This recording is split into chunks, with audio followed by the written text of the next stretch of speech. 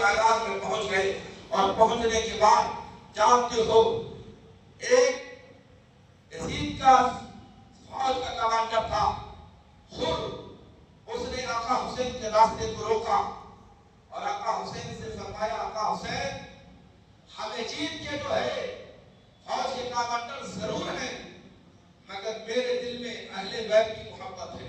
رب پہ بولیے سبحان اللہ. آقا حسین مجھے جو ہے اہل بیت سے محبت ہے، میں آپ سے کہتا ہوں کہ آپ واپس چلے جائیں. تو آقا حسین نے فرمایا ہو ایسا کبھی نہیں ہو سکتا ہے، ایسا ہرگز نہیں ہو سکتا ہے. میرے پیارے دوستو آقا حسین اتمام حجت کے لیے تمام باتیں ہم نے کہی، آقا حسین بھی کہتے رہے. آقا حسین نے فرمایا ہم ہرگز پلٹ کر کے نہیں جا سکتے ہیں، اس لیے کہ ہم اسلام کی حفاظت کے لیے آئے ہیں. میں نے بچپن میں اپنے نانا جان سے وعدہ کیا تھا اور ہم جو ہے اس وعدے کو نبھائیں گے انشاءاللہ تبارک و تعالی. میرے پیارے دوستو اس لیے رب نے فرمایا ہے وَلَا تَقُولُوا لِمَنْ يُقْتَلُ فِي سَبِيلِ اللَّهِ أَمْوَاتٌ بَلْ أَحْيَاءٌ وَلَٰكِن لَا تَشْعُرُونَ. بے شک تو اللہ کی راہ میں مارے گئے ان کو مردہ نہ کہو بلکہ وہ زندہ ہے، تم ان کی زندگی کو سمجھ نہیں سکتے. یعنی دیکھنے والوں نے دیکھا کہ جو ہے ہار کر رہے ہیں، سب جدا ہو رہے ہیں، مگر قرآن شہادت دے رہا ہے کہ جو اللہ کی راہ میں مارے جاتے ہیں وہ زندہ ہوتے ہیں، وہ مردہ نہیں ہوتے ہیں. آقا حسین نے فرمایا نہیں ایسا ہرگز نہیں ہو سکتا ہے. انہوں نے کہا نہیں آپ واپس چلے جائیں. کہا نہیں میں نہیں جا سکتا. کربلا کی سرزمین پر میرے آقا حسین جب پہنچے تو جہاں تو پوری رات چلتے رہے. تاریخ بتا رہی ہے جب سورج نکلا تو کربلا کی سرزمین ہی نظر آئی. آقا حسین نے اپنے جو ہے لوگوں سے پوچھا اس کا نام کیا ہے. آقا حسین سے لوگوں نے کہا اس کو کربلا کہتے ہیں. آقا حسین کی آنکھوں میں آنسو آ گئے. آقا حسین نے فرمایا کہ میرے مصطفیٰ نے بہت پہلے مجھ کو سے کہا تھا حسین تمہاری شہادت کا کربلا کی سرزمین ہوگی. اے مسلمانوں ذرا سوچو آقا حسین نے کہا اب ہم یہاں سے آگے نہیں جا سکتے ہیں. یعنی زمین آسمان ایک ہو سکتا ہے مگر میرے مصطفیٰ کا فرمان کبھی بدل نہیں سکتا ہے. اسی لیے ڈاکٹر اقبال نے کہا تھا ہر قول محمد قول خدا فرمان نہ بدلا جائے گا، بدلے گا زمانہ لاکھ مگر قرآن نہ بدلا جائے گا. حضرات محترم آج ہی کے دن آج ہی کی تاریخ ہے. میرے آقا حسین رضی اللہ تعالیٰ عنہ جو ہے اپنے خیمے میں تشریف فرما ہے. رات کا وقت ہے. میرے آقا حسین نے حضرت امام علی اکبر کو بلایا اور بلانے کے بعد ارشاد فرمایا علی اکبر آپ جاؤ کربلا کا معائنہ کر دو، کربلا کو دیکھ کر کے آؤ. تاریخ بتا رہی مورخین لکھتے ہیں کہ آقا حسین نے امام علی اکبر سے فرمایا تو آپ نے کہا ٹھیک ہے. آپ نے جا کر کے کربلا کا معائنہ کیا تو کیا دیکھا کہ کربلا کی سرزمین ہے. وہاں پر ایک نقاب پوش عورت اپنے آنچل سے کربلا کی سرزمین کو جو ہے صاف کر رہی ہے. اے مسلمانوں میرے آقا امام حسین رضی اللہ تعالیٰ عنہ کی صاحبزادے حضرت علی اکبر فرماتے ہیں کہ میں نے دیکھا اور میں ان کے قریب جا کر کے پوچھا کہ آپ کون ہیں تو جواب نہیں ملا. تاریخ بتا رہی ہے کہ امام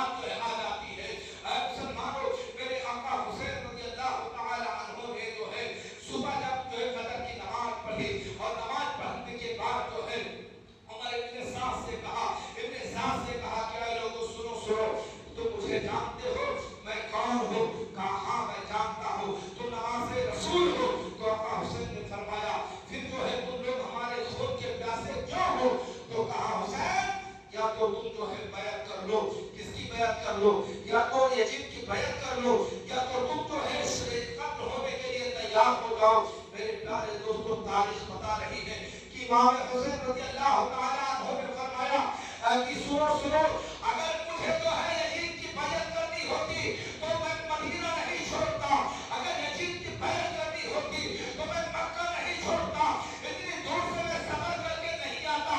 اے میرے پیارے دوستو آقا حسین رضی اللہ تعالیٰ عنہ نے اس طریقے سے جب بات کیا تو جانتے ہو کہا سنو اگر آپ کو یزید کی بیعت نہیں کرنی ہے تو آپ کو جو ہے قتل کر دیا جائے گا, آپ کے بال بچوں کو قتل کر دیا جائے گا. آقا حسین نے فرمایا سب مجھے گوارا ہے مگر میں جو ہے یزید کی بیعت ہرگز نہیں کر سکتا ہوں. اے میرے پیارے دوستو ہم اور آپ جو ہے آج اپنے پیروں کے ہاتھ پر بیعت ہوتے ہیں ہاتھ دے کر کے. یزید بھی یہی کارنامہ انجام دے رہا تھا اور کہہ رہا تھا امام حسین نے یزید کی بیعت کیوں نہیں کیا, وہ فاسق تھا, وہ فاجر تھا, وہ شرابی تھا, وہ زانی تھا, اس لیے آقا حسین نے یزید کی بیعت نہیں کیا. مگر میرے پیارے دوستو تاریخ بتا رہی ہے کہ میرے آقا حسین رضی اللہ تعالیٰ عنہ نے فرمایا تھا کیا لوگوں سنو ہم اسلام کے پرچم کو جھکنے نہیں دیں گے, ہم اسلام کے پرچم کو سے نگو نہیں ہونے دیں گے. آقا حسین نے جو ہے اپنی جو میرے آقا علیہ السلام سے وعدہ کیا اس کو وعدے کو دکھایا. میرے پیارے دوستو صبح کا وقت ہے, میرے آقا امام حسین رضی اللہ تعالیٰ عنہ نے یہ اہتمام حجت اس لیے کیا آپ اپنی جان بچانے کے لیے نہیں. جب کل میدان محشر ہو, نفسی کا عالم ہو اور جب یہ سارے لوگ جمع ہو اور جب جو ہے خدا پوچھے گا تو ان کے پاس کوئی کچھ نہیں ہوگا, ان کے پاس کوئی جواب نہیں ہوگا. میرے آقا حسین رضی اللہ تعالیٰ عنہ نے فرمایا کہ آج لوگوں ابھی بھی وقت ہے, اگر تم نے جو ہے ہماری باتوں کو مان لیا تو کل میدان محشر میں ہم جو ہے اپنے نانا جان سے تمہیں آب کوثر سے سیراب کرائیں گے, ہم اپنے آقا نانا جان سے تمہاری شفاعت کرائیں گے. اے مسلمانوں مگر جانتے ہو جس کے دل پر جو ہے جس کا دل سخت ہو جائے وہ کبھی پلٹتا نہیں ہے. میرے آقا حسین نے امام حجت کے لیے جن باتوں کو رکھا تھا تاریخ شاہد ہے کہ میرے آقا حسین نے فرمایا تھا اے یزیدیو تم کو معلوم پڑے گا جب کل میدان محشر ہوگا, نفسی کا عالم ہوگا. میرے آقا علیہ السلام نے فرمایا ہے نجحت المدارس شریف کی ایک حدیث ہے, آقا ارشاد فرماتے ہیں وَمَا قَالَ حُبِّهِ آل محمد ماتا شہیدہ کہ جس نے جو اہل بیت کی محبت میں مرا اللہ کو شہادت کی جو ہے موت نصیب فرماتا ہے. اے میرے پیارے دوستو میرے آقا علیہ السلام نے بارہا اس حدیث کو جو ہے فرمایا, صحابہ کرام نے نقل فرمائی ہم اور آپ جو ہے اہل بیت سے محبت کرتے ہیں, ہم صحابہ سے محبت کرتے ہیں, ہم قرآن سے محبت کرتے ہیں. میرے پیارے دوستو میرے آقا امام حسین نے جب امام حجت جو ہے پیش کیا یزیدیوں نے نہیں مانا تو جانتے ہو تاریخ بتا رہی ہے کہ آقا حسین نے خیمے میں پلٹ کر کے آئے اور آنے کے بعد ایک اپنے جانسار کو میدان کارزار میں بھیجنے کے لیے تیار ہو گئے. تاریخ بتا رہی ہے کہ ایک جو ہے جانسار تھے جن کا نام حضرت مسلم بن موسجہ تھا. حضرت مسلم بن موسجہ رضی اللہ تعالیٰ عنہ کو جب بھیجا تو جانتے ہو میرے پیارے دوستو آپ تلوار لے کر کے نکلے اور نکلنے کے بعد میدان کارزار میں تشریف لائے.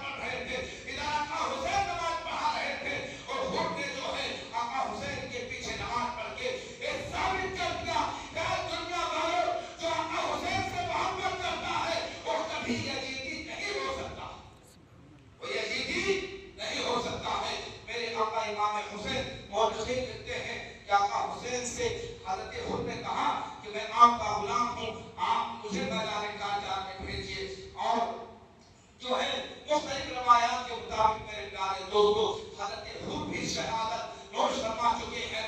تاریخ بتا رہی ہے کہ ایک کے بعد ایک صاحب جو ہے آپ کے اصحاب شہادت نوش فرماتے جا رہے ہیں۔ میرے آقا حسین رضی اللہ تعالیٰ عنہ نے پھر اہتمام حجت کے لیے یزیدیوں کو مخاطب کر کے اور ارشاد فرمایا، اے یزیدیوں تم کو معلوم ہے میں اس رسول کا نواسا ہوں جس کے صدقے میں اللہ تعالیٰ نے ساری کائنات کو پیدا فرمایا ہے، ساری کائنات کا وجود بخشا ہے۔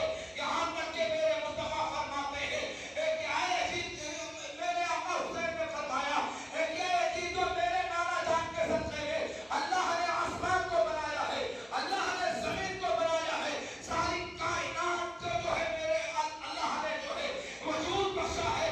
میرے مصطفیٰ سے صحابہ نے پوچھا تھا یا رسول اللہ سب سے پہلے اللہ نے کیا چیز پیدا فرمائی ہے؟ تو میرے مصطفیٰ نے ارشاد فرمایا تھا اول ما خلق اللہ نوری، اللہ نے سب سے پہلے تمہارے مصطفیٰ کے نور کو پیدا فرمایا۔